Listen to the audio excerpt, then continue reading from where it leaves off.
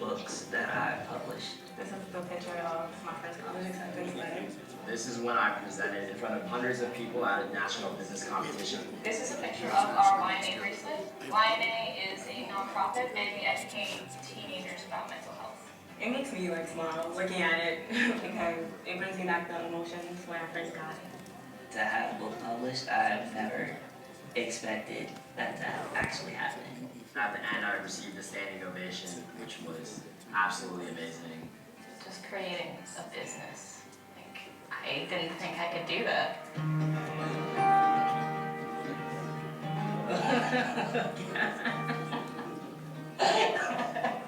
Look at Bob's face. Oh man, this one right here. Ooh. I had classes. Tell us about the kid in that photo. This is 16-year-old Celine. 16-year-old Celine was trying to be perfect. The fake smile that you see is probably that's been me on a fake smile for a lot of years. I was never confident in my ideas. I was always scared that I wouldn't be accepted. I was very shy, and I was so afraid of making a fool of myself that I never tried. I remember all the guys would play football, and I was like on the swings by myself.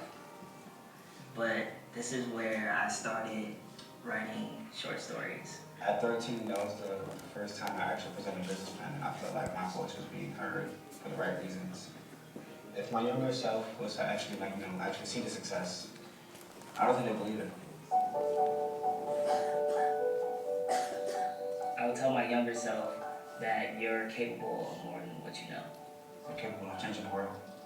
You have the ability to make a difference in someone's life.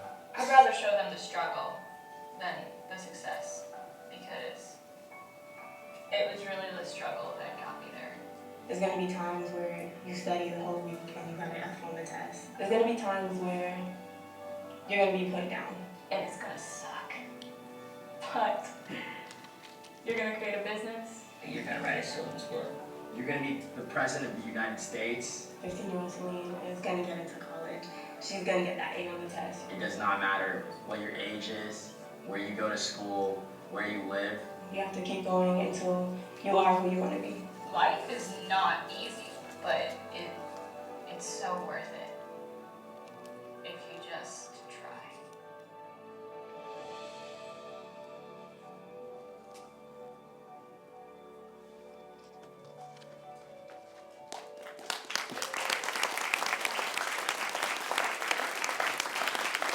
Ladies and gentlemen, please welcome to the stage NFTE Director, Johnetta Hardy.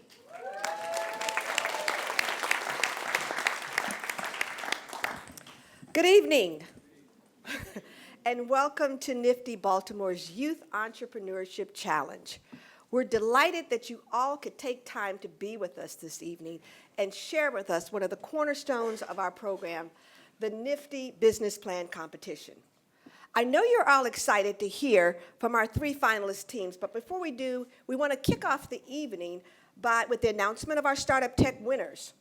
Can we have our three Startup Tech winners come to the stage, please? And may we also introduce NFTE's lead program associate, Ms. Sade Mitchell. Thank you, Janetta. So Startup Tech is a unique NFTE program where students not only learn entrepreneurship skills, they also learn to code through MIT App Inventor. So the students here on the stage, they've been working extremely hard, so we want to congratulate everybody for participating in the program. We also want to give a huge thank you to Verizon for serving as tonight's judges and for generously supporting Startup Tech programs across the country. Here is Chris Macy from Verizon Wireless to announce the winners.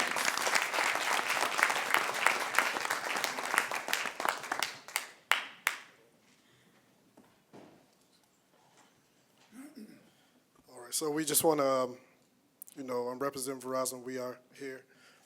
All you guys did a fantastic job. I know you saw the video. Regardless of the outcome of today and any other day, just never give up. Just keep pushing. So we have the winners. In third place, we have Got Herbs. We have Got Herbs.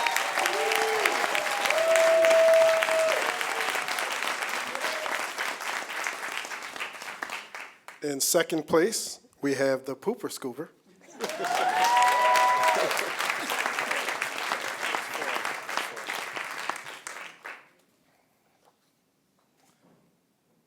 And in first place, we have Heart to Help.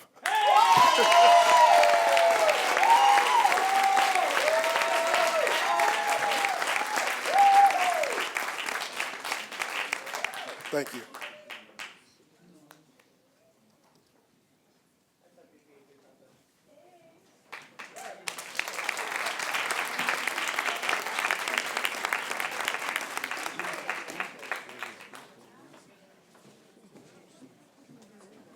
Let's give them another round of applause. Can you believe they're in middle school? They're learning how to code. That's what we do in the schools. We train our teachers to teach our kids about startup tech. Isn't that amazing?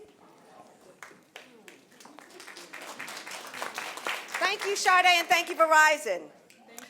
Baltimore is known as the entrepreneurial startup hub in the state of Maryland.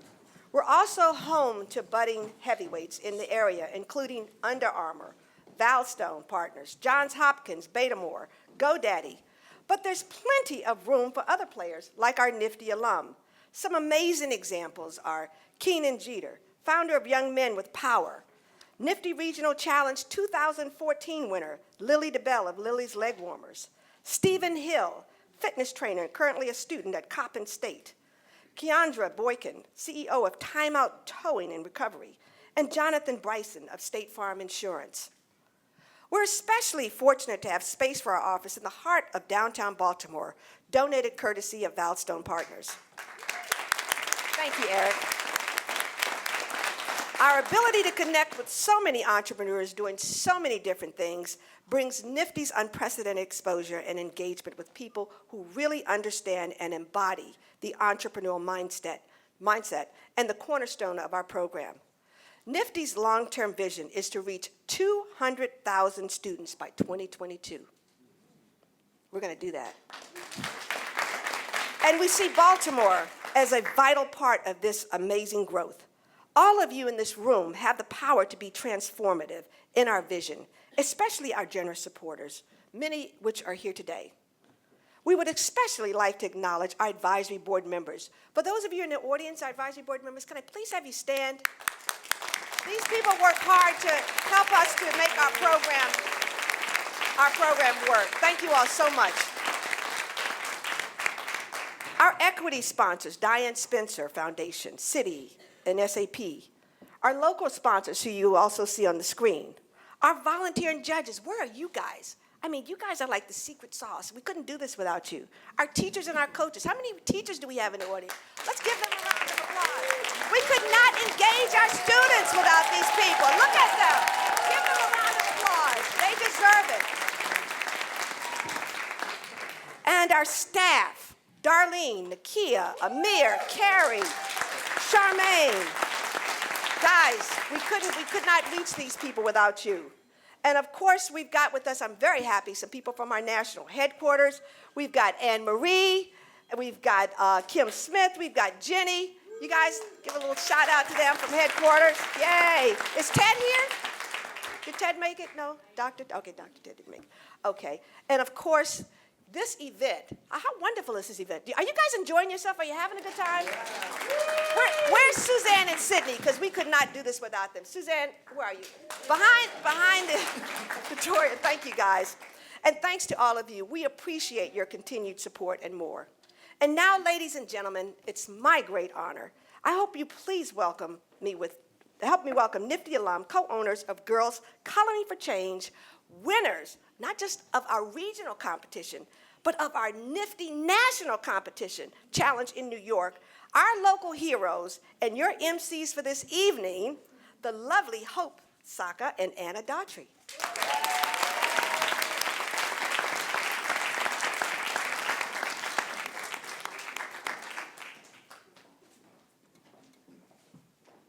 Good evening. My name is Hope Sacco. And I'm Anna Doherty. We are so happy to be back with Nifty to help with the regional finals this year. We remember being at the stage last year and how excited and nervous we were. It is such fun to return now and support our fellow entrepreneurs as they embark on the same journey. For those who don't know, we took the NFTE course as 7th graders. During our time in Mr. Sanzenbacher's class, we, like every student here, were asked to devise an idea and a plan for a business. We were encouraged to choose an idea that meant something to us personally. After several in-school projects related to gender stereotypes and female role models, it became clear to us that many young women lack knowledge about strong, empowering female role models. TV programming and social media create unrealistic body images, and low self-confidence spreads like wildfire. Even as middle schoolers, we recognized our insecurities in ourselves and in our peers. So we combined our love for art and our wish for change by creating Girls Coloring for Change, an informational coloring book featuring female leaders and role models, encouraging the empowerment of girls and women. Our passion and determination, along with help from our teacher, parents, and coaches, ultimately led us all the way to that final night in New York City when we won nationals.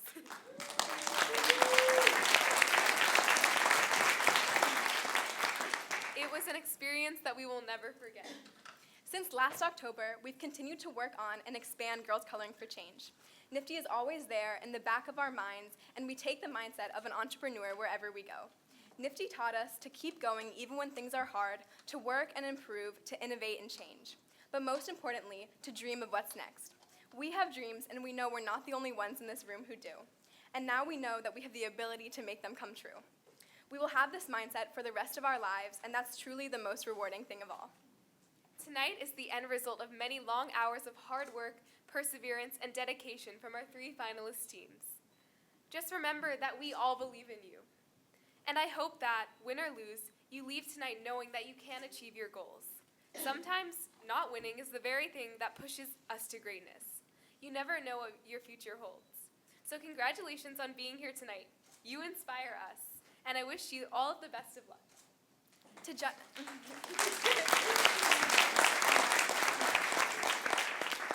To judge our finalists, we have an esteemed panel of experts volunteering with us here tonight. Please help us welcome Eric R. Abel, Managing Director, CFO, and co-founder of Valstone Partners and NFTE Baltimore Board Chair. Mr.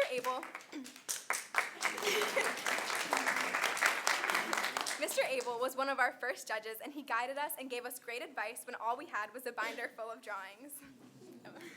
We also have Marlon Fortuneau, a partner at RSM US LLP. Dr. Chris Gibbons, Chief Health Innovation Advisor at Federal Communications Commission's Connect to Health Task Force. We have Jennifer LaRue, the Chief Financial Officer at Snag a Slip. Laura Newman, CEO, Entrepreneur, and Change Agent. And Philip Niedermeyer, Managing Director of Strategic Alliances at Whiteford Taylor Preston. Mr.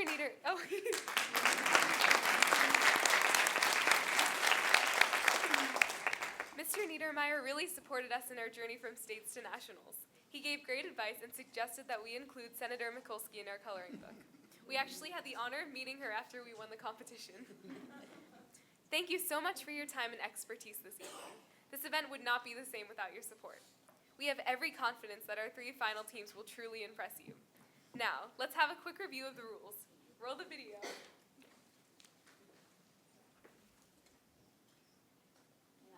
Now, ladies and gentlemen, here are the rules for tonight's competition. Each contestant will have 8.5 minutes to present their business plan.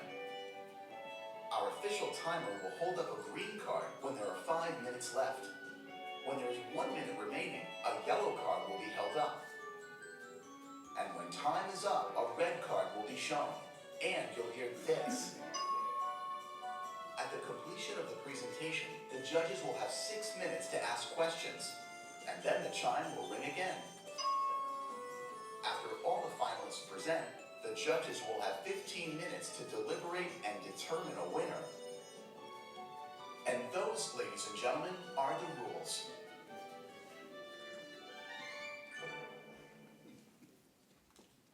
For our purposes this evening, we are going to keep our judge Q&A portions to 4 minutes instead of 6. So restrain yourself, judges.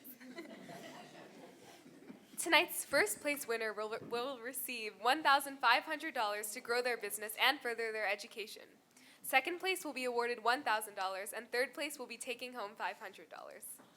In addition, both first and second place winners will be going to New York City in October to attend NFTE's National Youth Entrepreneurship Challenge and compete for the grand prize worth $10,000. All right, let's get started. To present her business plan for iTranslation, formerly Learning Together, please welcome Chrisley De Los Santos from National Academy Foundation High School.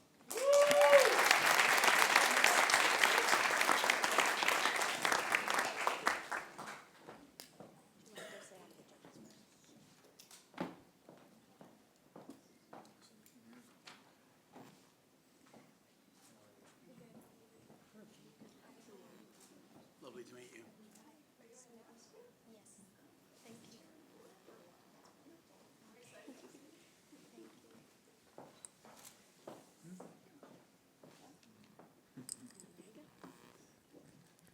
Have any of you ever been at the nail salon or at the grocery store and you hear somebody speaking in another language?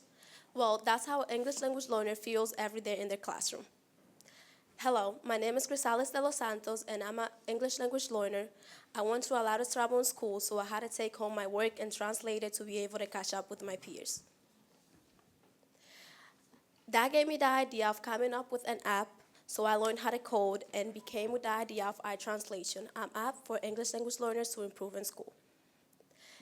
My problem, our society problem, is that English language learner don't have enough resources to be able to learn English in school, so they struggle and they have a high failure rate of dropouts.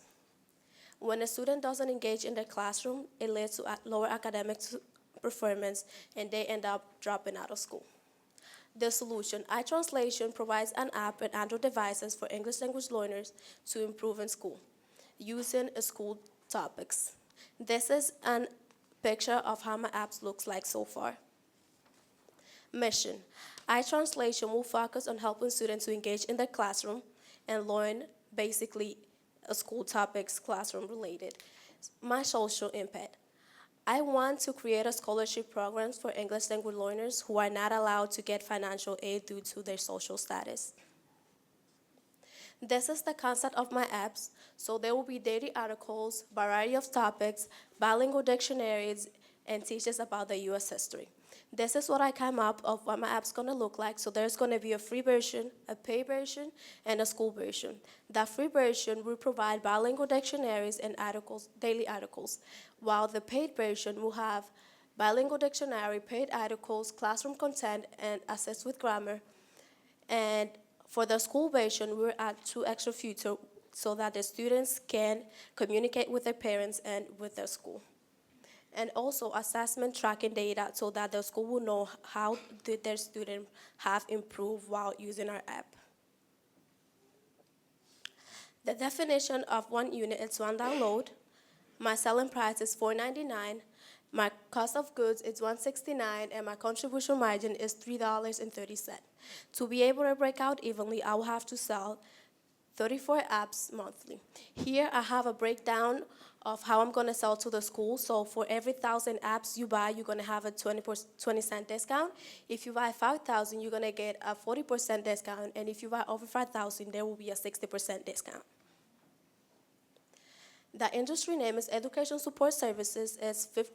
The annual sales is $52 billion a year. I'm going to focus on pre-K to 12th graders. My total population is 57 billion with a target market of 557,271 people, and my market size is 234 with 63 people. Coding an app is not easy, so I will have to create alliances. So I will work with Casa de Maryland and Esperanza Center, Towson University, Coding School, and the Baltimore IT system. I want to use social media to reach out to the students and parents, providing them videos on how to use the app and getting their attention. My biggest competitor are Dictionary MW and Learner's Dictionary English. What sets me apart from the other apps that there are out there, I want to focus on the cultural experience of the students who be able to engage with them. And I also, even though my price is similar to the other prizes. I want to have unique features to help the students. I am an English language learner, so I know my strategy and I know how it works. My qualifications.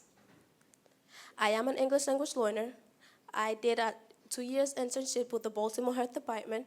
I completed 2 years of the Escalera program, and I'm a youth leader and organizer at Casa de Maryland for 5 years.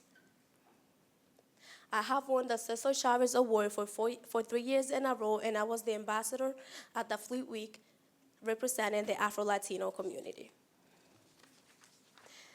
In 2018, I want to sell 7,500 apps with a gross revenue of $37,225, with a net profit of $19,950. Here is a graph on what I'm trying to sell. So the red represents the school. I'm expecting to sell 1,000 apps to the school system next year. And the blue represents the individual, which I'm expecting to sell 6,500. So my startup funds. My total startup expenditure will be $2,260 with $500 for emergency funds and reserve expenses, which will be $620. My total startup investment will be $3,380, and my returns on investment will be $5.89. My returns on sale will be 54 cents from each app. Future plans. I want to create advisory boards to be able to create app in other languages, create an app for the parents, and be able to add artificial intelligence to my apps to make it easier for the students. I also want to further my career in coding so that I can be able to code more apps and add more features myself and with my team and be able to target the immigrant community. I translation app for English language learners to improve in school. I want to thank especially to my teacher, Mr. Bexler. He has helped me along the way, not just with this project, but to help me with my English. And also my coach, Dr. Dawn. She has really been a good help, and they have helped me to become who I am today. Thank you.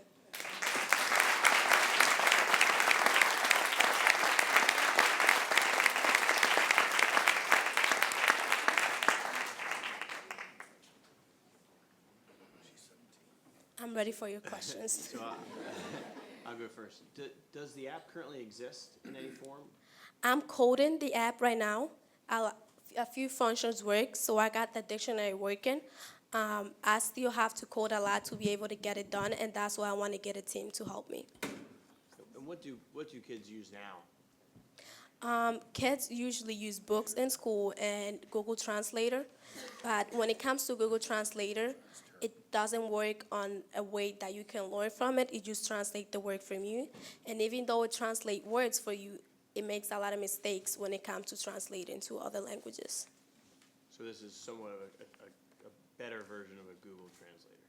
I don't want to call it that. I think it's way more than that because I want to help the student to learn, not just to translate.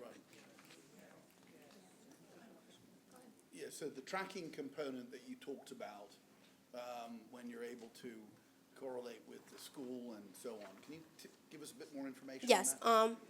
Sometimes when we use an app, we know that we're learning because that's what we know.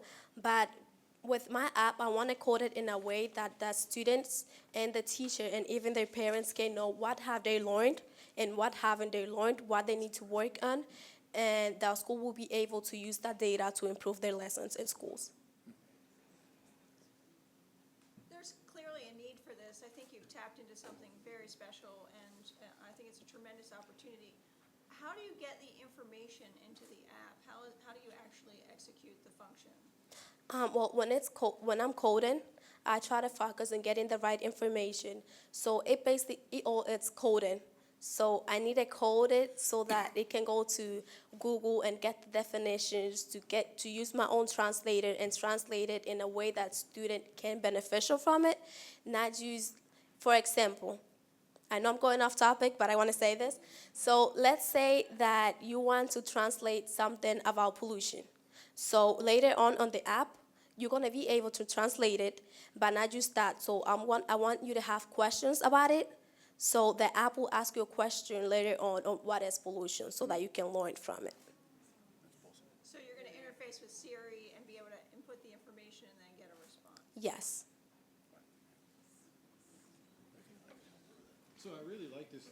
Two questions. One is, how many languages do you envision this supporting?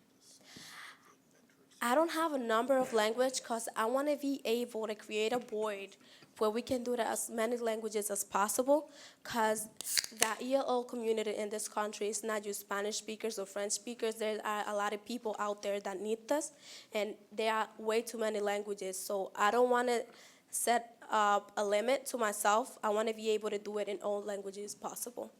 Okay. And one more question. Did I understand you correctly to say that you are planning to not sell these to individuals, but actually sell them to the school? The school will purchase, say, 1,000 or 2,000. Yes. So it's a business-to-business model. Yes. When it comes to the school, it's something that passionates me a lot, because when I went to school, I still go to school, but I had a lot of trouble with the resources. There are schools that have a lot of resources where you can be able to use a computer and translate your work, but there are other schools that they don't have it. I went to a school for 9th and 10th grade where I have no resource. So by me being able to provide the school with this system, with this app, it's something personal. It's not about how much I make, it's about how much my peers learn. Great, thank you. Any other questions? One more question. Yes. So it's iTranslation, that's the name? iTranslations. And you own the copyright and trademark and all of that? Yes, I'm working on it. I already own my logo, thanks to my teacher, Mr. Bexler. He worked with me to get it done. And we researched on GoDaddy, so we are planning to buy the domain. Right here, he can definitely assist you with that. Thank you. I'll talk to you later then.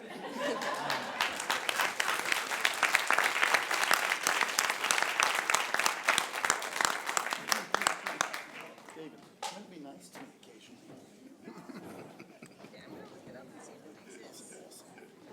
What a product.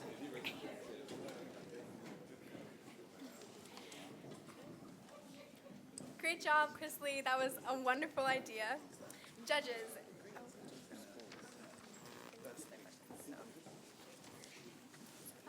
We'll just give our judges a little time to mark their scores and jot down any notes.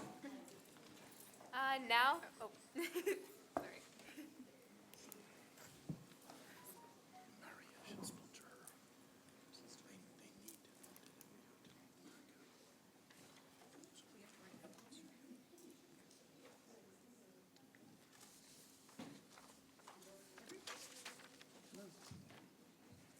We have 4 minutes, right? I already done one.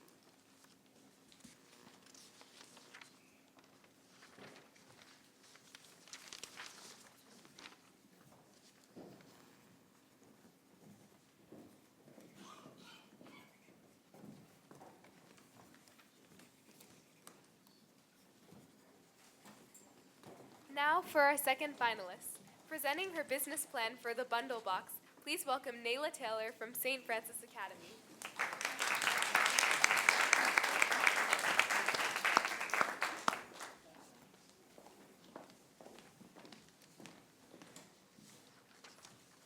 Raise your hand if you wear hair extensions. They can't hear you. Do you want this? And can you hand this too? Right, yeah, I didn't know that was. You got it? Okay. Raise your hand if you wear hair extensions.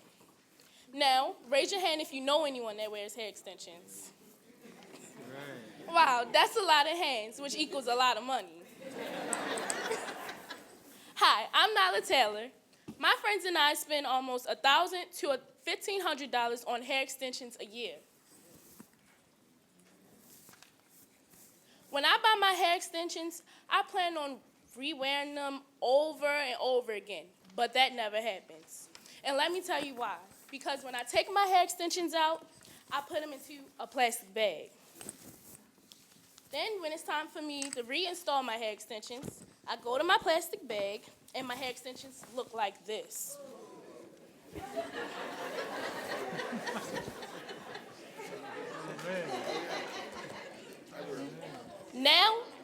very upset because my hair extensions aren't the same anymore.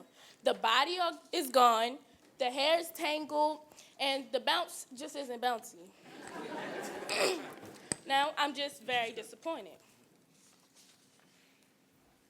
Believe it or not, women of all ethnicities wear hair extensions, from your favorite celebrity to the neighbor down the street. It's not always about looking amazing. Some women wear hair extensions as a protective styling.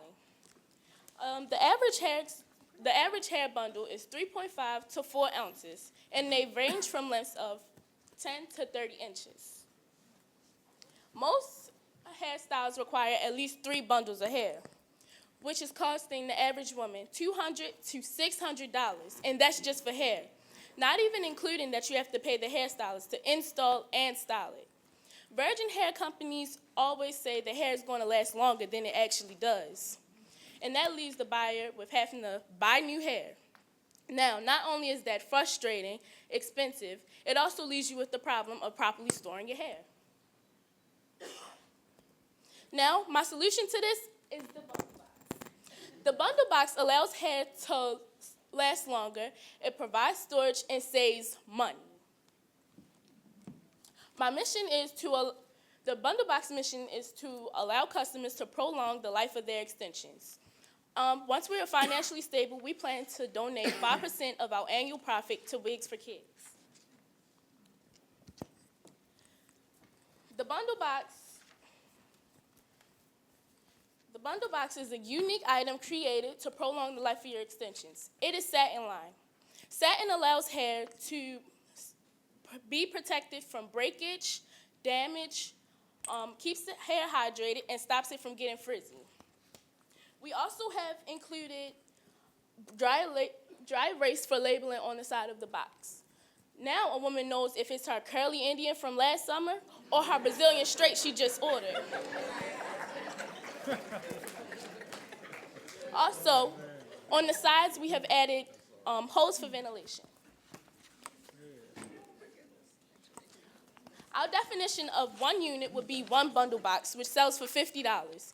It costs $20.54 to make the bundle box, and $29.46 would be my contribution margin.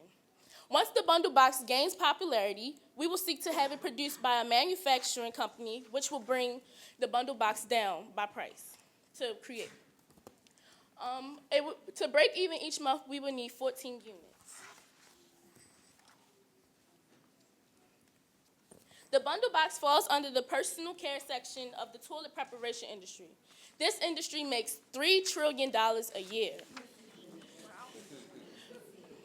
Our target demographic are women ages 16 and up who wear hair extensions and live in the Baltimore City and County area. We target people that value their appearance and go to social media as a tool for learning new trends and styles. We also target people that use their extra money on making themselves feel beautiful. We plan to market our business to key players in the hair industry. Many salons now offer extensions as an upgrade to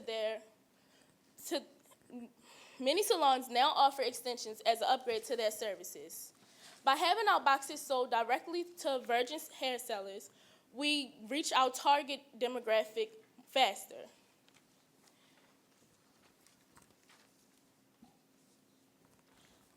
I have qualified because I have been an avid weave wearer for 3 years.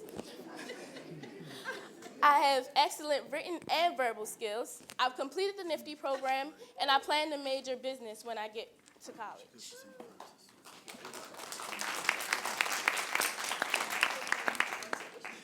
This picture is $4,000 worth of hair.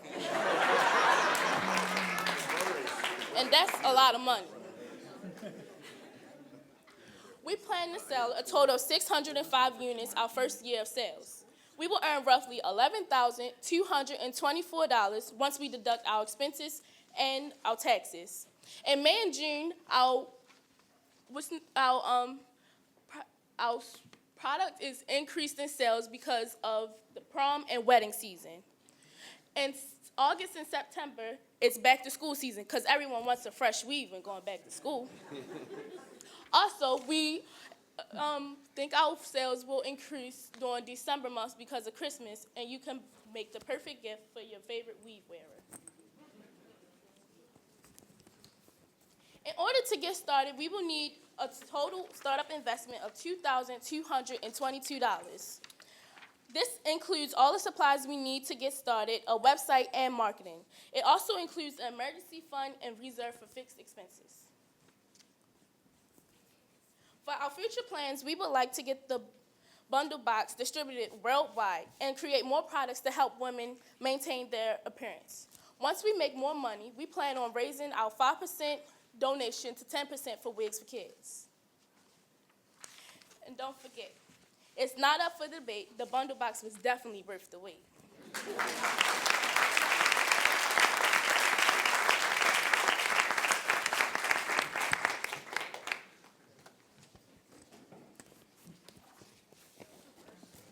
Yes.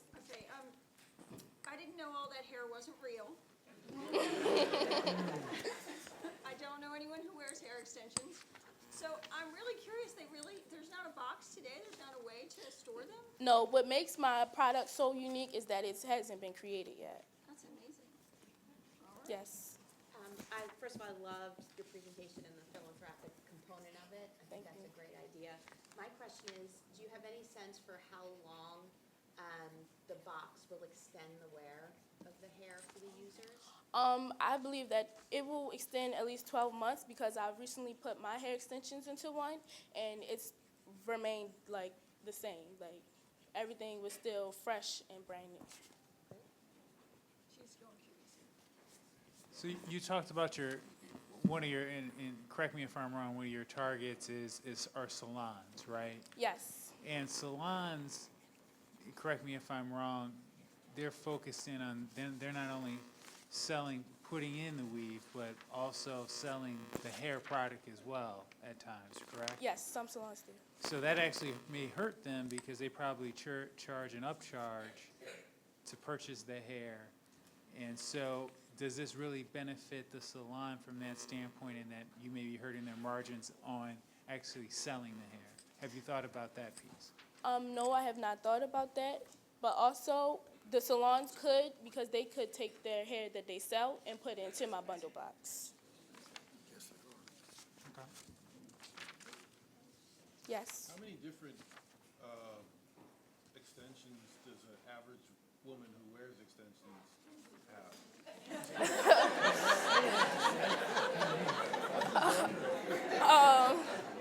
We're all trying to get educated.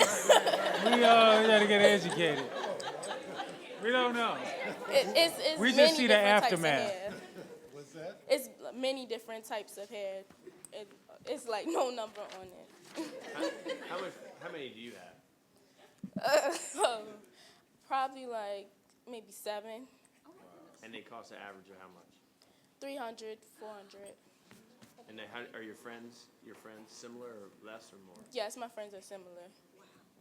How many fit in one box? Is it one per box, or can you fit No, multiple? we fit at least 3 to 4 bundles, which is the average head. So each box would be one. You have to get multiple boxes then. Like you would have to have 7 boxes. Yes. Oh, so you can only put 3 bundles in one box? Is that what you're saying? Well, you could probably fit more in there, but for the average woman, they only get 3 to 4 bundles of hair. Have you called QVC?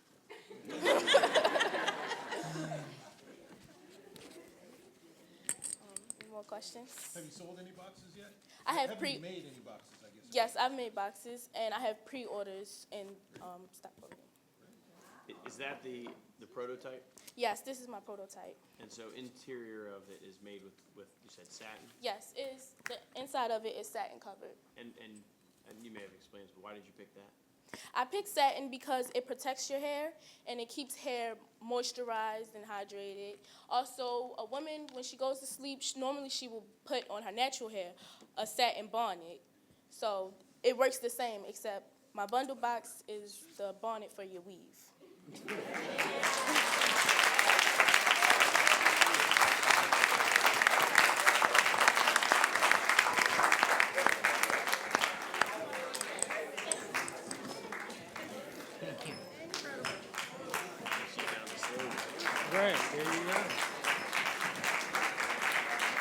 Ladies and gentlemen, please keep your seats if you can. We have a very special guest who's arrived a little earlier than we expected, and we're so thrilled to welcome Mayor Catherine Elizabeth Pugh to the stage. Let's give a big round of applause for Nifty turning 30 years old. 30 years old doing this kind of work. How exciting could it be? It's so great to see all of our judges up here. I don't wear hair extensions. However, I do have a lot of friends who do. And I know that there's some really great challenges here. But what I wanted to say to you all, this is really where it starts, getting our young people engaged in entrepreneurship. And today we had at City Hall a youth conference where we had youth just come to City Hall and talk about some of the things that they want to do. And so what I want to say to the judges, for those who don't win tonight, have no fear. There is another opportunity that will prevail. We've raised for the city about $75,000 for young people who want to start their own businesses. So if you don't make it here, please look out for June the 10th when you get to come and pitch your business idea. And some of these folks, because of Nifty, are probably more prepared than many folks who will pitch their businesses to us on June the 10th. So thank you for that. But let me just say this, because the reason that we created our program for the city is because oftentimes when people see young people and they think of them in a negative way, like the squeegee kids who are standing on the corner, I said, you know, there's got to be a way to harness that entrepreneur spirit, because inside of those individuals are some entrepreneur spirits. And so as much as we can fuel and support our young people and engaging them in positive activities like this, we ought to be doing it. So again, hats off to Nifty. Hats off to the judges.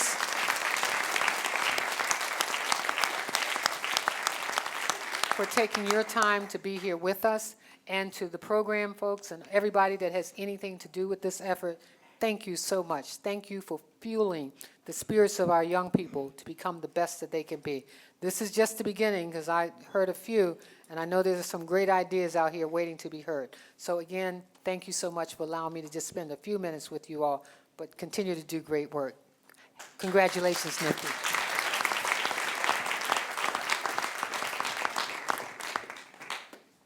Madam Mayor, I'd like to personally thank you so much for all that you do for the city and what you will be doing for Nifty in the future. And as a token of our appreciation,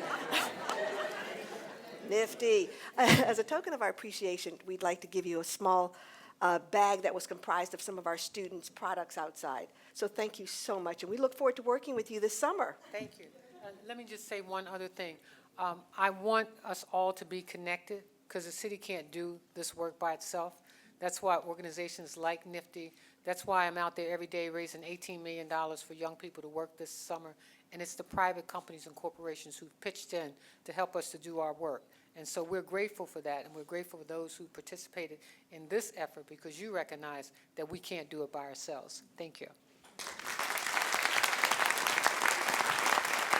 Thank you again, Madam Mayor. And I'd like to turn the program back over to Hope and Anna.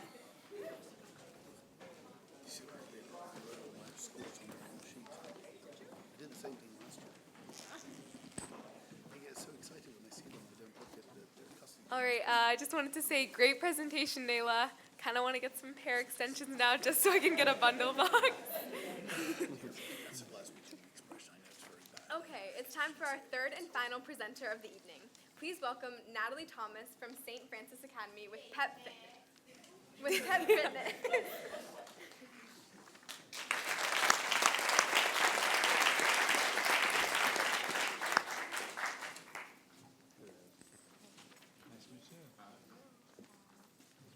Hello, Natalie. How are you? I toured your school. It was lovely. Inspiration. Good.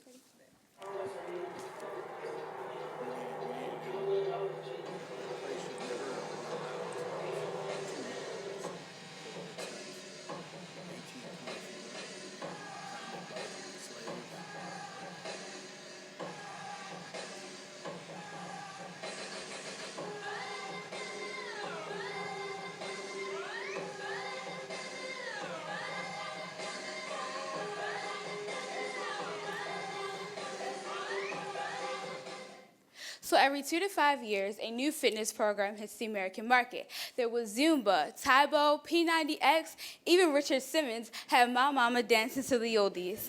Hi, my name is Natalie Thomas, and I'm the proud founder and CEO of Pep Fitness, where palms equal power. Now, here's the problem. According to a 2015 CDC study, more than 66% of adults and 17% of children fall in the category of obese. There are also 32% of children who fall in the category of overweight. Now, there are female fitness classes, but most of their moves are very inappropriate for young girls who also need to work out. Now, traditional cardio can be very boring to some people, and when people find something boring, they tend to give up on it. And people do believe that cheerleading is a sport, but sometimes they don't understand why it's a sport. So I have created a class that incorporates aerobic activity and strength training that will promote heart health and weight loss. My class is very fun and effective and appropriate for all ages. And as the consumer, you will do and see what cheerleaders do on a regular basis. Now, Pep Fitness is committed to assisting girls and women in their desire to stay fit while having a great time. And to assist me in that mission, Cardinal Sheehan School has opened its doors to help me hone my skills as an instructor. So to repay them, I will offer one free class to their female students per semester. Now, Pep Fitness is a 60-minute strength training and aerobic class that has a warm-up and a cool-down. But in between, I'm going to kick your butt twice in a cheer and dance routine. They come with weighted pom-poms that come in 3 pounds. You can feel the difference in those right there if you would like. And I can provide customized music based on the demographics of my class. So I'll provide oldies, gospel, hip-hop, trap, country, rock and roll, anything you want. And I offer these classes in various locations like schools, recreation centers, fitness studios, and other gyms. I've recently partnered with DeAndre Wells, the owner of AGX Studios, where I will hold my class and use the MyZone data and technology system that will track the participants' calorie burn, heart rate, and progression in the class. Now, based on a conservative estimate, I believe that a class of 15 clients is very doable. So my definition of 1 unit is 1 hour of Pep Fitness class per student. It costs me $5 to produce 1 class per customer based on a class of 15. So that will leave you with a contribution margin of $5. In order for me to break even monthly, I will need to sell 39 units. And that is also, again, based on a class of 15. Now, Pep Fitness falls under the gym, health, and fitness industry, which has the annual sales of $80 billion. My primary customers are households that make $50,000 or more annually, who also have young and adult females that live there. They live in Baltimore City and County, and they like to buy healthy food, beverages, gym memberships, fitness classes, and workout apparel, and they do not have a problem enhancing their children's lives through sports and activities. Now, marketing is very important to a successful business, and the way I plan to market Pep Fitness is that I already have a website, which you can look up now for anyone who wants to see, and I also have an active social media account. Now, on my website, I have a class calendar, a way for people to purchase their class loyalty cards, and also for future Pep instructors, you can sign up for training. For my on-site promotions, I will be at the Be More Healthy Expo, giving out cards, giving out free demonstrations, and hopefully gaining more customers. Now, there's a lot of competition in the fitness industry, but my main 2 competitors are Fitness Marshall and Zumba Fitness. Fitness Marshall has a huge online following. They mainly focus only on dance, and they offer their classes nationwide. Where for Zumba Fitness, they are found internationally, and they focus on Latin dance mainly. But my main competitive advantages are that I have weighted pom-poms for a more intense workout. I include data and technology for people to, see their results and why they take my class. And I have a lot of versatility in my instructions for all fitness levels. Now, let me tell you a little bit more about myself and why I'm qualified to run this business. I completed the NFTE program. I'm an honors student and soon graduate of St. Francis Academy. I maintain a 3.9 GPA, and I recently got inducted in the National Honor Society of 2017. Thank you. I have 12 years of cheerleading experience in rec, all-star, middle, and high school, and I got my leadership skills by being the captain for 2 years for varsity cheer. I recently had a summer internship at Carrollfield Gas Company, and I will be attending Morgan State University in the fall, majoring in business and a minor in marketing. Again, like I said before, I'm working with DeAndre Wells and other people with my advisory board to help me continue this business. And I'm also CPR and first aid certified. Now, by the first year, I would like to sell 2,760 units, which will leave me with a gross revenue of $27,600, and then when I deduct my expenses and my taxes, it will leave me with a net profit of $9,785. My peak months are the spring months, because most people are starting to work out and, get their summer bodies ready so they can get on the beach and be all nice. And then my other peak months are January, February, and March, because, in December, the new year, and you all have the resolutions of staying fit. So that's why we will have a lot of classes being sold in those months. For my total startup expenditures, I would need $400. Adding my emergency fund and 3 months of fixed expenses, it will leave me with a total startup investment of $1,170.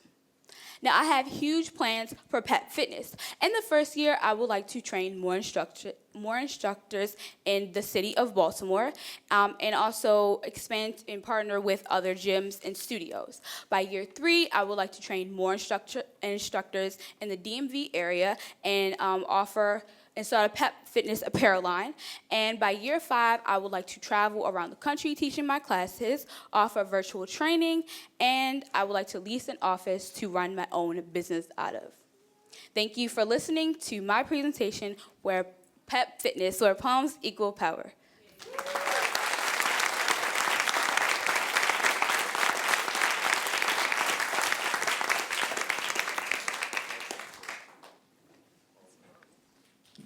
Questions? Have you had some classes, and how have they turned out? Yes, I taught a few classes at Cardinal Sheehan because I'm also one of the cheer coaches there, and I've only charged them $5 because they already have their own pom-poms, and those classes have turned out really well because they have a team of like 20, 25, so that's why I said my class of 15 is pretty doable based on the classes I've already taught.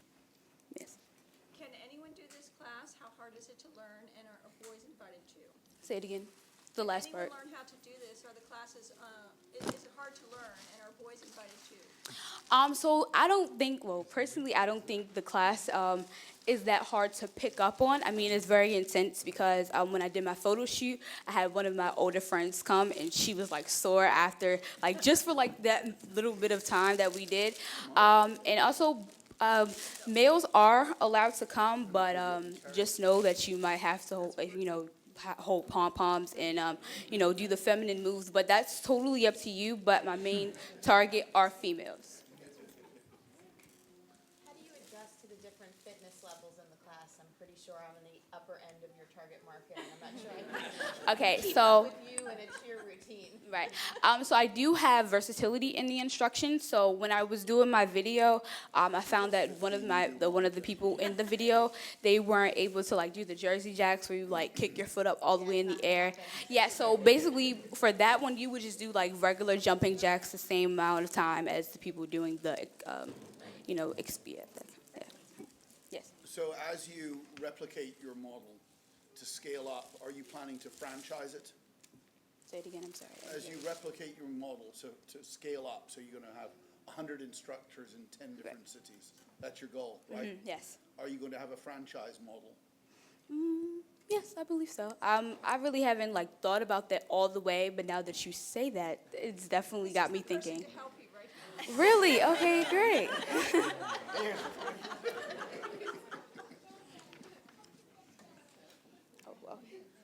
You mentioned you would, one of the things that distinguishes you from other competitors, you involve technology in your Yes. program. I missed that though. Can you tell me how are you involving technology in your program? Okay, so at AGX Studios, DeAndre Wells has this thing called My Zone. So in cheerleading is very, very competitive, and so this My Zone technology will definitely add the competitive part to the class.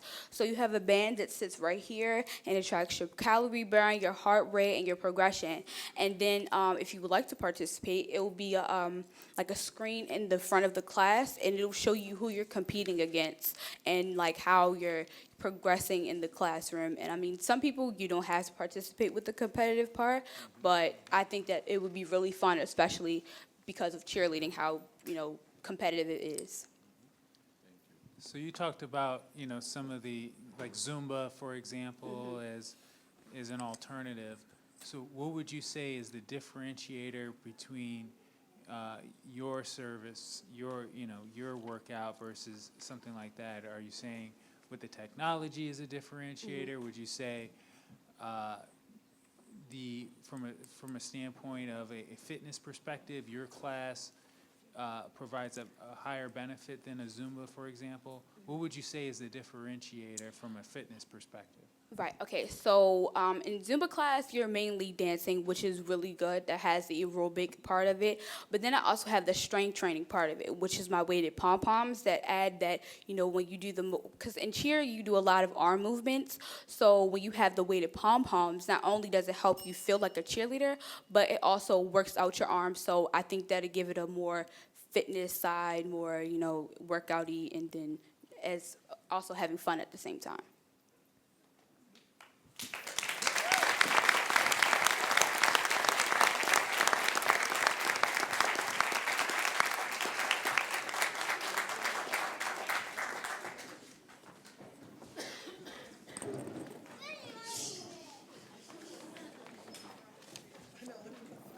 So now we arm wrestle to see who is the champion. Natalie, that was a great presentation. Thank you so much. I will win, so I get to pick.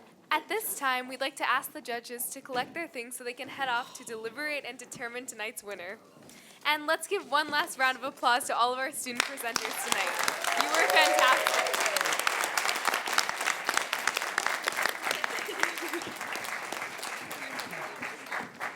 All right, it's now time for our student fast pitch competition, the interactive portion of our program. Standing. Oh, wait. Let me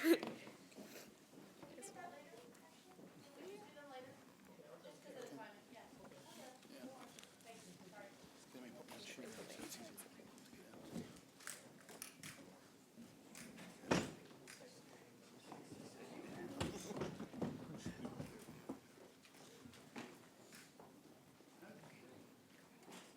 Okay.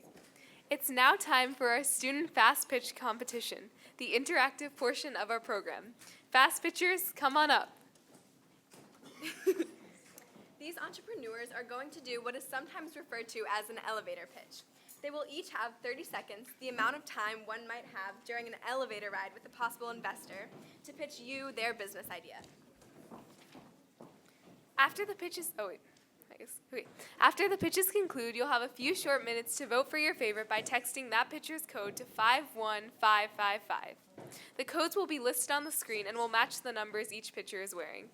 For example, Graham is wearing a number 2, so to vote for him, you would use the code BALT1.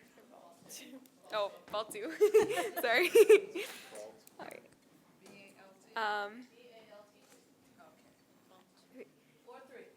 Yes. Equipment. It's a showdown, guys. Ready? Here we go. Hi, my name is Graham Rifkin, and I am Balt 2. And did you know that 3 billion batteries are found in landfills every year? And these batteries are usually single-use, like the ones found in your remote control. And you can't dispose of these batteries with trash cans and recycling bins because in these batteries are hazardous waste. And so my bin, the has-been, is the solution to this problem. It is a red, sturdy bin that tells you what household hazardous waste is, and in correlation, how you're helping the environment by disposing of it with my bin in the correct location over trash cans and recycling bins. Because on the bin, I have what specific household hazardous waste there is, where to dispose of it, like the exact address and the website if you want more information, and how you are helping the environment. And it's called the Has-Been, and I'm gonna make it cool to be a has-been. Thank you for your time. All right. Hello, my name is Kendra Lindsay, and I am CEO and founder of Kinlin Fit. Team Kinlin Fit is a fitness organization that focuses on personal training, group fitness training, one-on-one coaching, and health and wellness healing. Team Kinlin Fit has been registered in the state of Maryland since 2014, and our goal is to create a healthier Baltimore one community at a time. We start with each community, each zone, going to different recreational centers, talking to the community, teaching them about fitness, wellness, and total body healing.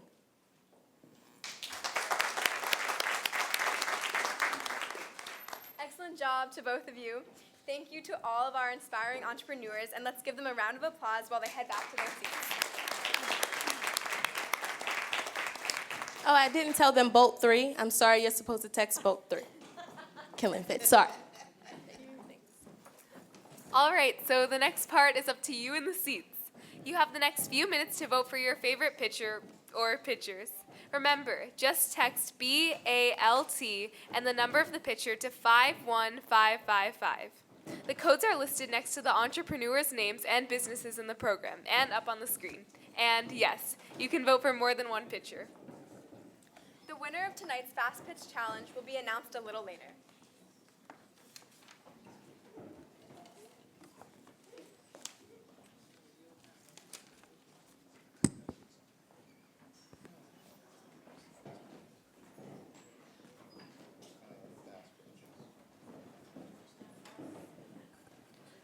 Good luck to our fast pitch participants.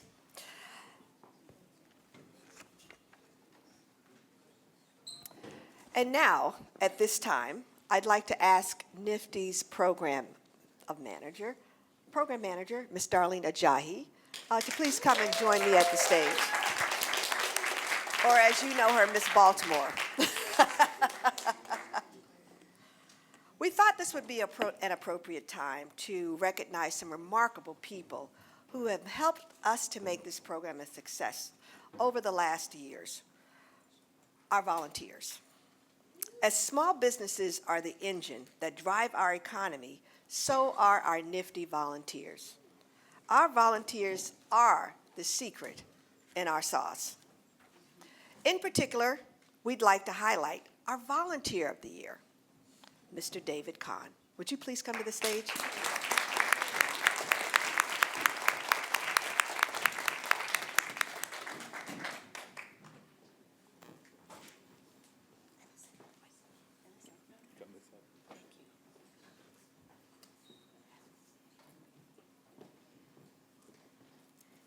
We'd now like to introduce our Global Young Entrepreneur of the Year, Dara Howard, CEO of Organically Clean. Dara is a graduate of Frederick Douglass High School and regularly serves as a volunteer and guest speaker in our Nifty classroom. Dara, over here.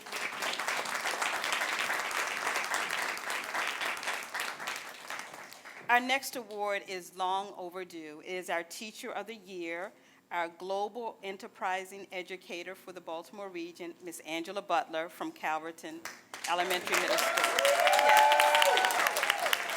Ms. Butler has been with Nifty for 8 years. And we have our teacher, we have our alumni, and next we have our principal. This year, Principal of the Year and recipient of our Principal Cup for only 1 year is Ms. Patterson of Reginald F. Lewis High School.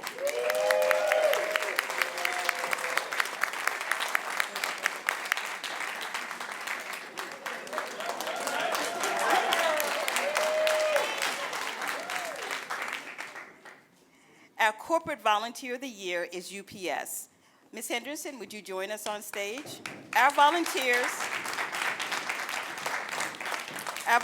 from UPS have been phenomenal with coaching our Nifty students across the city, creating field trip opportunities, and of course, providing the financial support for our programs. Now we're all ready for a group photo. Yeah. Okay. So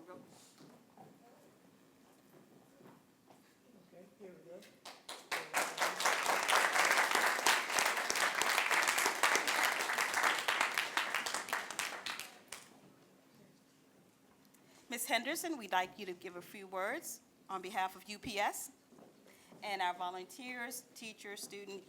Have a seat now. Thank you.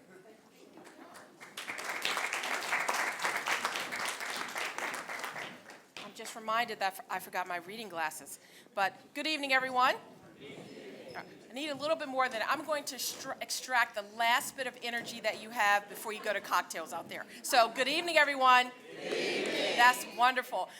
My name is Wanda Henderson. I'm with UPS, and I am so thrilled to be here tonight amongst our magnificent young entrepreneurs. Where are you? Wave your hands again.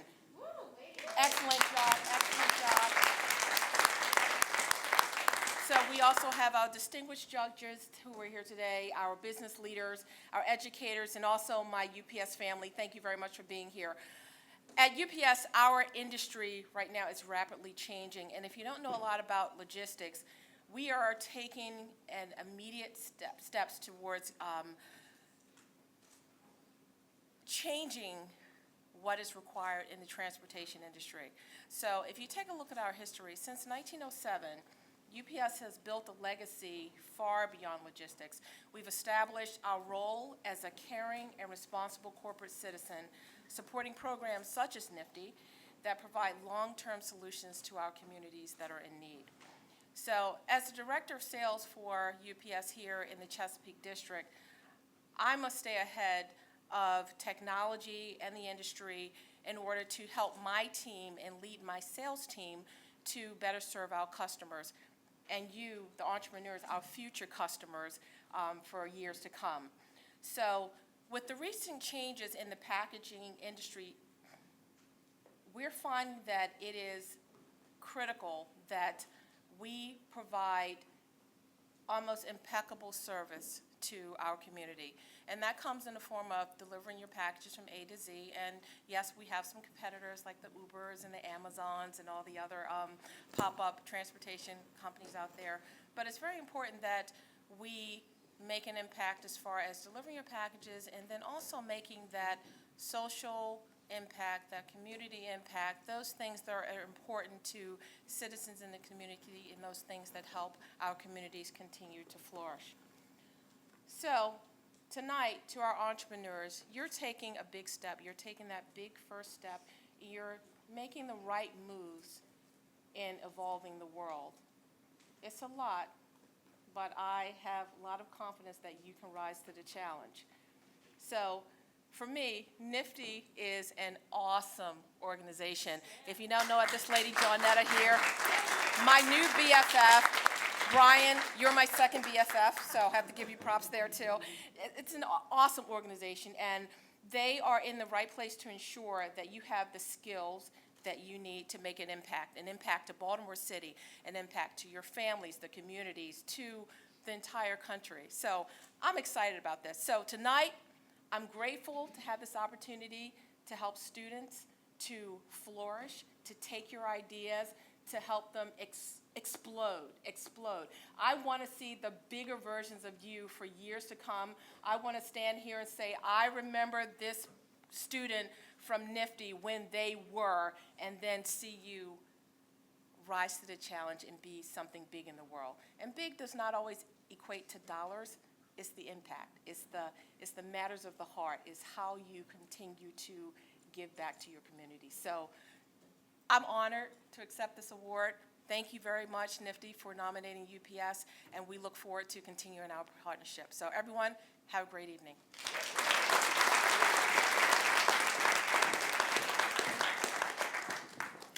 Thank you so much, Wanda, and thank you to all of our volunteers who have helped make an impact and make a difference with our students, with our schools, with our teachers, to take them to the next level. And to learn how you too can be a volunteer. We have a table outside where you can sign up. So please, don't rush, don't run, you may walk. All right, we've got some winners to announce. Anna, Hope, would you join me, please? Do you have the results of the fast pitch competition? Yes.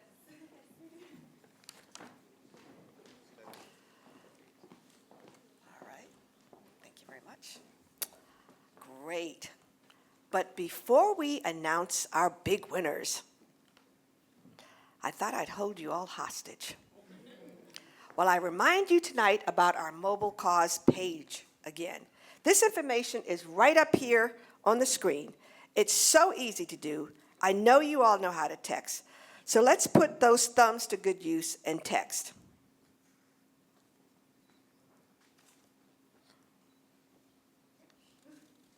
Okay. All you have to do is go to Nifty Balt, put in your dollar amount and your name. I'll wait. Let's see those thumbs going. Come on, you can do it. All right. You're looking good out there. I see the thumbs going. All right, I'll stop torturing you. Ladies.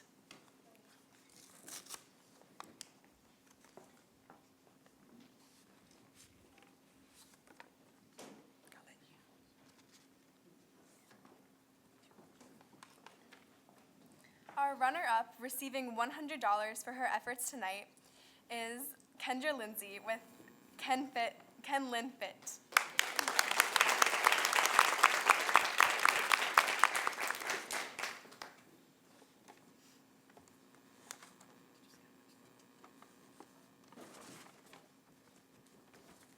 And tonight's People's Choice winner, winning $150, is Graham Rifkin for The Has-Been.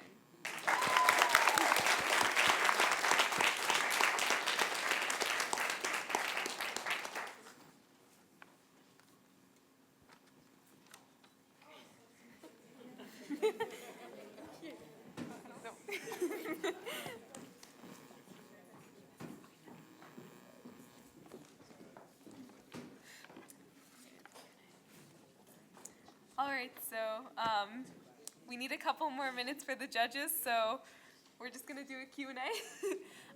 Anyone with a green ribbon can come up, and we'll. Green tag. Yes.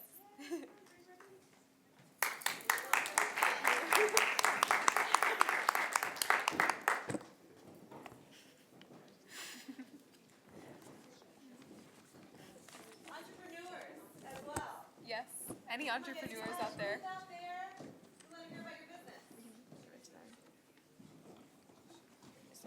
You guys can see this and there's an ask questions. Okay.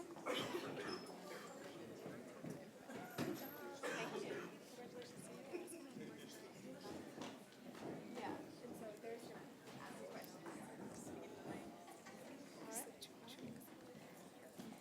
So now there's an open Q&A for all of the entrepreneurs, so we can raise your hands and ask them anything.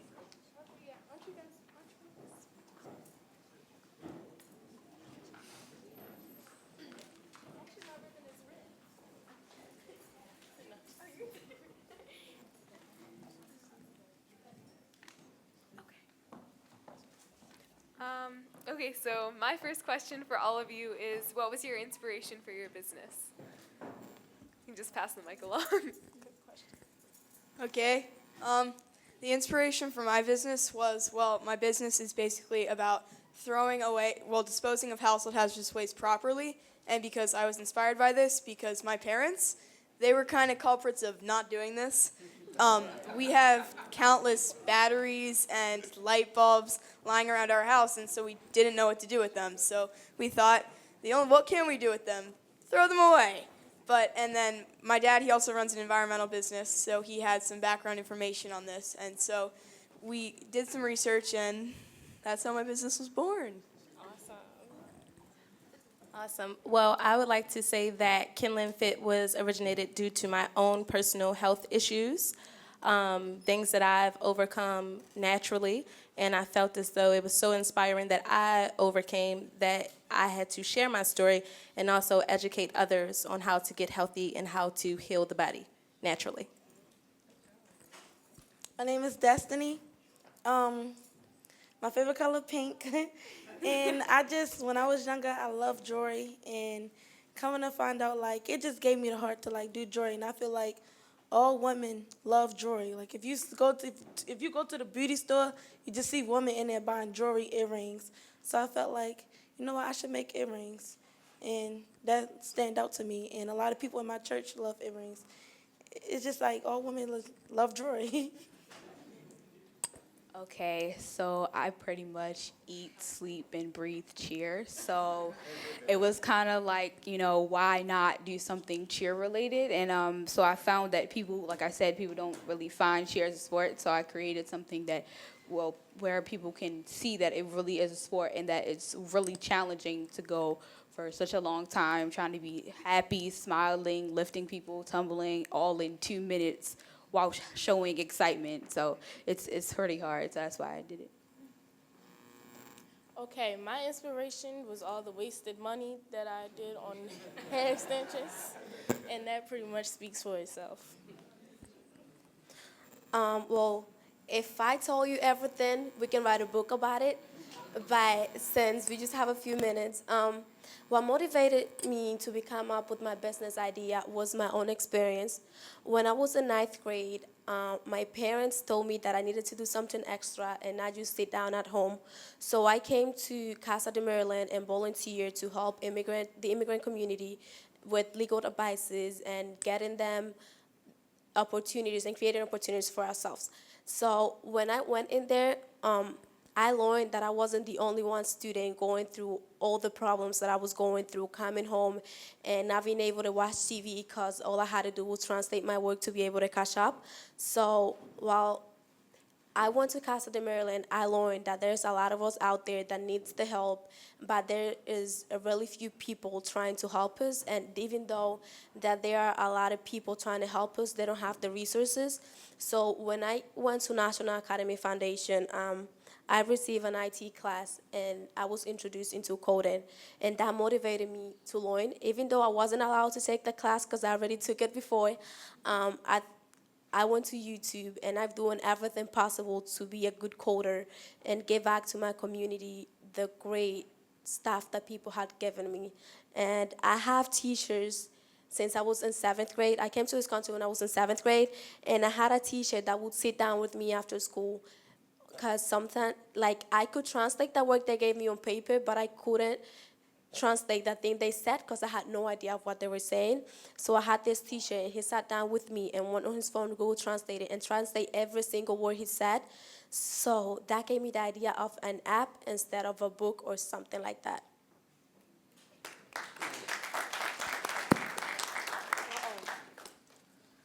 Hello, my name is Kareem Paul, and I'm the curator of Got Herbs. And my app is a herbal tea healing app, which, because medicine over time can can harm your liver, and over time can cause liver failure. So one day I was sitting down with my mom, and she said, you should make an app that can heal yourself but not hurt yourself at the same time.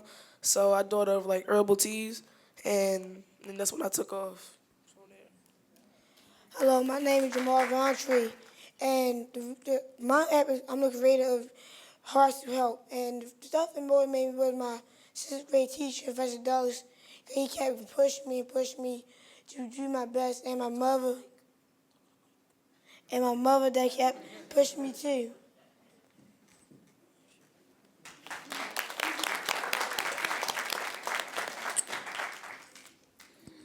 Okay, so our next question, which is more of a fun one, is what is your favorite animal and why?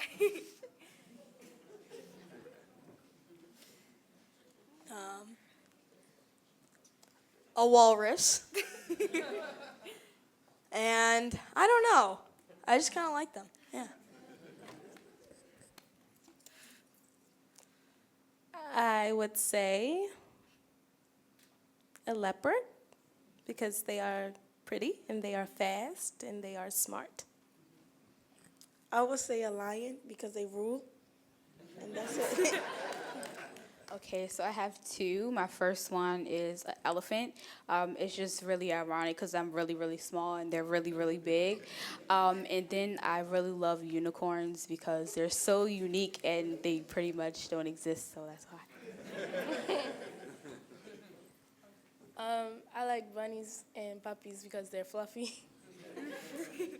My favorite animals are dogs because nowadays dogs are not used at home. They also are used to help people. And one thing that I love is helping others. So I love dogs. My favorite animal is a jaguar, because it's my favorite car. My favorite animal is a panther because it's sneaky.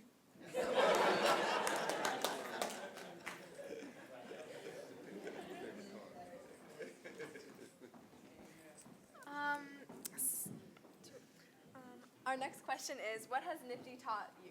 It can be something like entrepreneurship related or something that the process has just taught you as a person. Well, I'd say the big thing was it was kind of eye-opening because my dad runs a business, and I didn't really realize all the work that went into it because I thought, okay, I will create a product and then I will sell it and I will have a business. I was so wrong. It's market analysis, sales projections, business models, and it kind of taught me about really the hard work that was put into it and the dedication. All right. Nifty has definitely taught me how to be a warrior and how to think on your feet and never say no.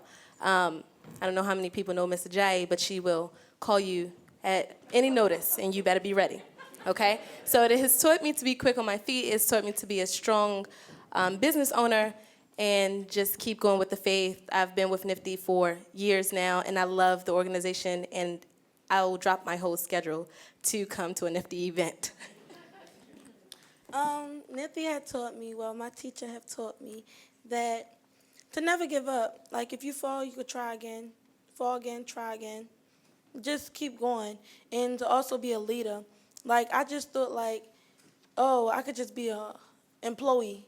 But my teacher and people that work with Nifty said, you'd rather be your own boss.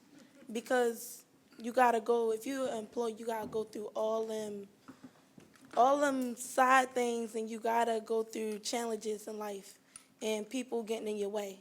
So it taught me how to be a leader and keep trying. What Nifty done for me is basically was eye-opening. My sister always told me that I wanted to be my own boss and that somebody has to shake my fries. So I decided to be the leader of the stuff so that I wouldn't have to work really, really hard, but also work hard at the same time. And also just to build my leadership skills because I have a lot of that, but I still want to keep building. Nifty has taught me to never give up and to keep pushing along, and that sometimes you just have to have patience with things. I say this because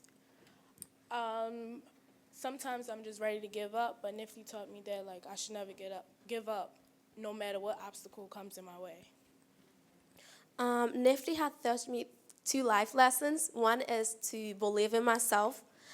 When I first went to the first Nifty competition, I was just sitting down with one of my friends. I'm like, I don't even know why we're doing this. We're not going to go nowhere, and I'm here right now, so I got to believe in myself. And the other thing is, if I like doing something, why not make money out of it and help the others at the same time?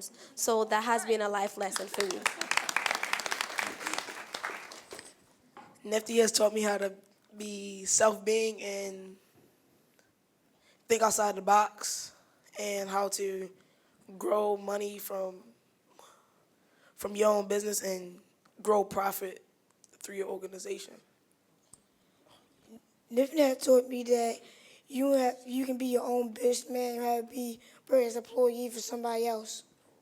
There you go.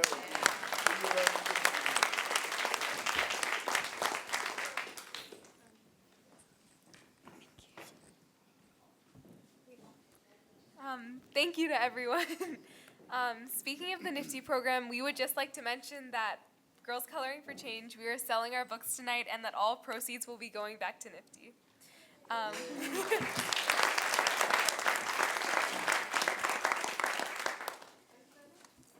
Congratulations again to our Fast Pitch Challenge winners. And at this time, I'd like to ask our 3 finalist teams to stay on stage and welcome back our judges.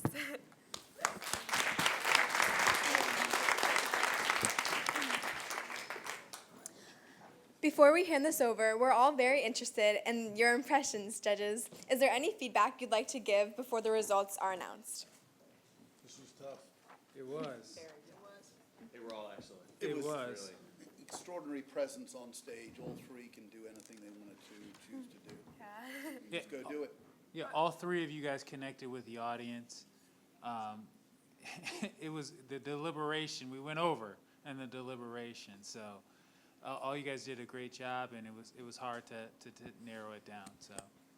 We always hear negative headlines about youth in Baltimore and in America, and I have to tell you that not only do you give me hope for the future of Baltimore, but also for the future of our country. It's extraordinary.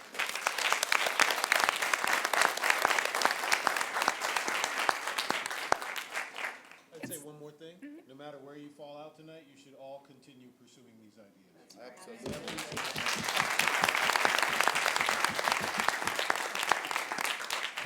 Yeah, it's really amazing you were able to come to a decision. All the presentations I saw were amazing. But we do know that a winner has to be chosen. So, Mrs. Hardy?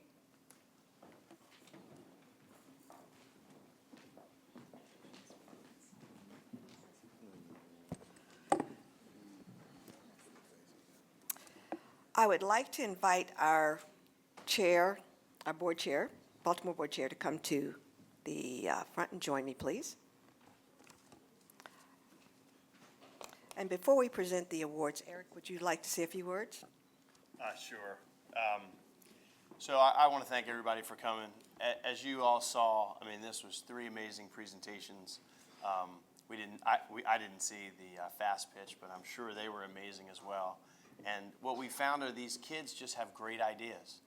They think differently than adults. They think about the stuff that bothers them. They think about stuff that, affects them. And they come up with these ideas that you're like, man, that's a good idea. And so, I think NFTE, we're trying to help them do that. We're trying to support them in that effort.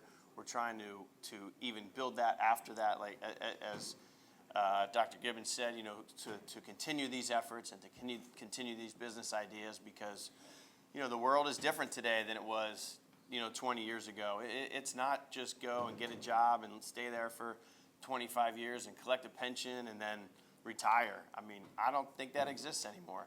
And so, entrepreneurism and being your own boss and being able to come up with ideas that resonate with people really is the future of success. And so, we're glad at NFTE to be able to help that. We're glad to support that, and we thank everybody for coming. And once again, I'd like to congratulate our finalists. I mean, these girls have worked hard to be able to stand up here in front of you and present. I mean, it takes a lot of nerve. Let's give them a round of applause.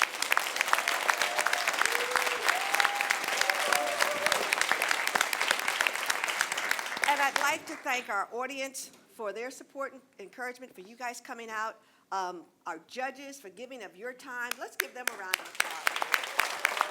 We thank you guys so much. And of course, to our fabulous MCs, Hope and Anna. What a trio of empowerment we have here. The results will conclude this evening's event and reception, but I'd like to remind you we still have our student showcase out front. Before you leave, we have wonderful desserts, so please make sure you stop and visit our students and network. Okay, here we go.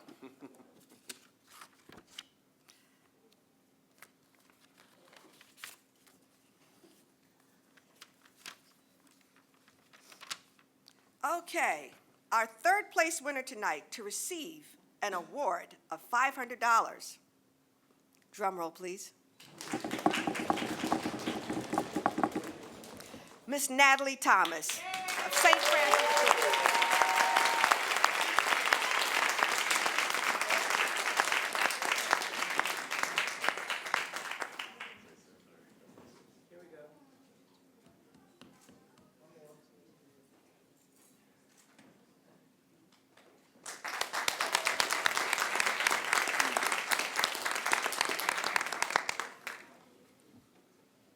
Our second place winner to receive an award of $1,000 and attend the National Challenge in New York City.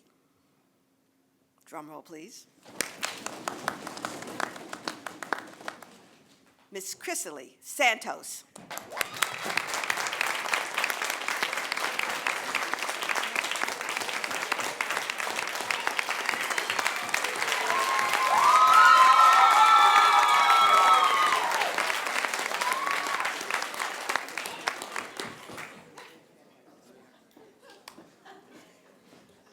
And of course, our winner tonight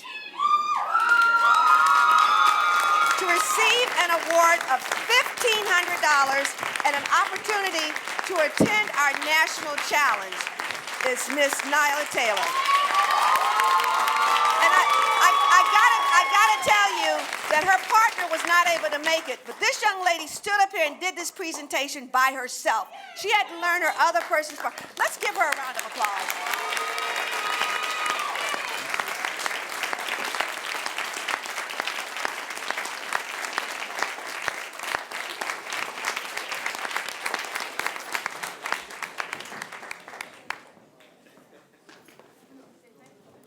Thank you very much. Please join us out front for some desserts. And don't forget to network and buy some products from our students.